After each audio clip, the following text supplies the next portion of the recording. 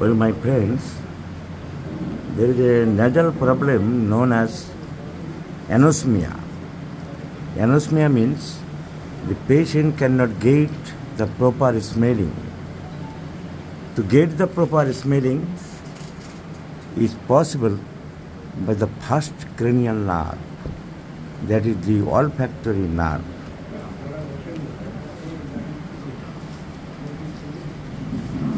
You know that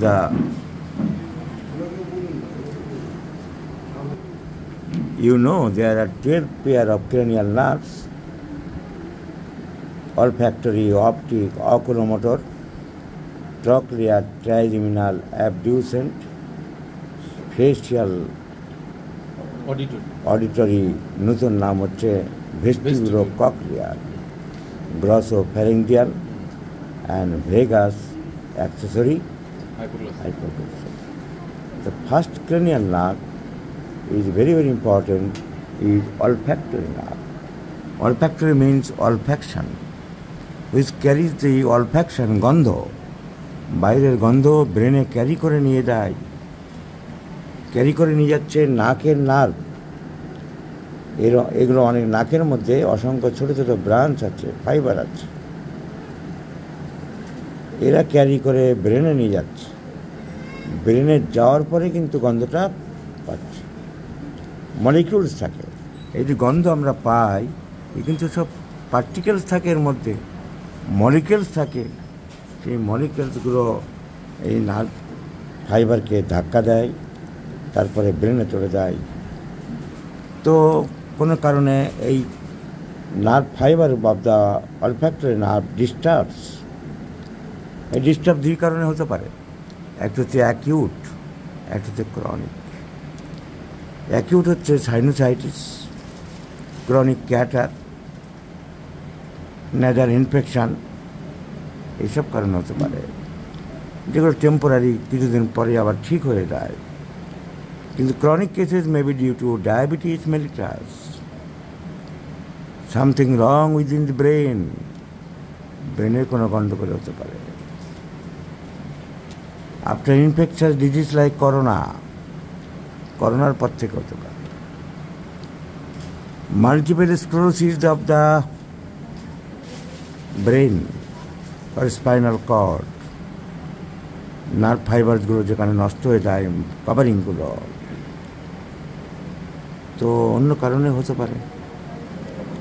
এখন homeopathic treatment, এটা এই নার্ভ ফাইবারগুলোকে যদি স্ট্রং করা যায়, এদেরকে যদি আবার কাজে লাগানো যায়, যারা অকেজো হয়ে গেছে, সেই জন্য চেষ্টা করা হয়। অ্যালোপ্যাথিতে যদি কোনো ড্রপ দেওয়া হয়, তবে তা ভীষণ টেম্পোরারি, স্টিমুলেট করা। ড্রপগুলো কাজ হচ্ছে, it is whipping the horse who is already been tired. ঘোড়া বা গরু দৌড়াতে পারছে না, তাকে চাপকালে আবার দৌড়াবে, কিন্তু চাপকাতে চাপকাতে একদিন তার নিজের অস্তিত্ব শেষ হয়ে যাবে, সে মরে যাবে। তো অ্যালোপ্যাথিক এই ড্রপগুলোকে চাপকানো হয়। তুমি নেবে না গন্ধ, তোমার বাপ নেবে শালা, চাপকাবো। ড্রপ মেরে দেওয়া হচ্ছে, ওকে একটু স্টিমুলেট করা হচ্ছে। তো বারবার স্টিমুলেট হতে হতে একদিন নার্ভ ফাইবারগুলো শেষ হয়ে যায়, তাদের কার্যকারিতা হারিয়ে ফেলে। So this is a gentle lady has come for anosmia, who has been suffering for 2 years.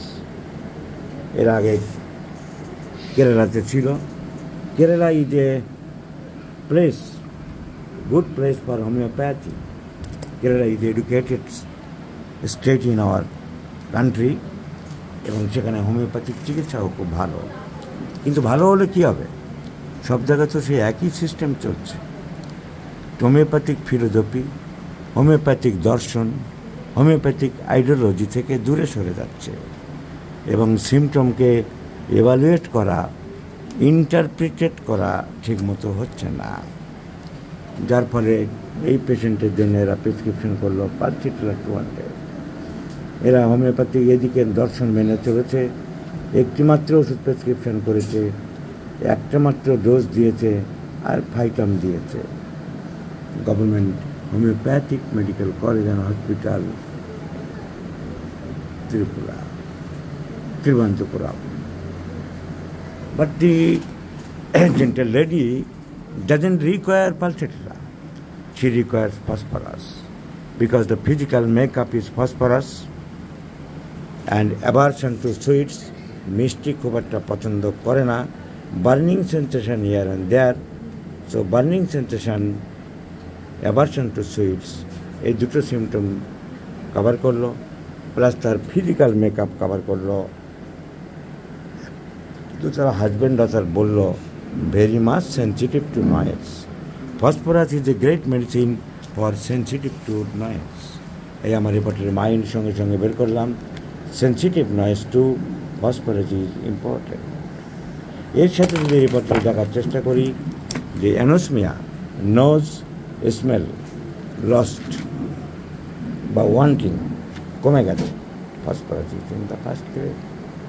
So phosphorus is the choice of medicine considering the physical makeup. এরা ভিডিওতে আসতে চাইনি, তাই আমি দেখাতে চাইছি না। Physical makeup is phosphorus and aversion to sweets, burning sensation here and there, anosmia or smelling, wanting, phosphorus is in the first grade. And the most important striking feature is extreme sensitiveness to noise, hypersensitiveness to noise. So phosphorus is the choice of medicine.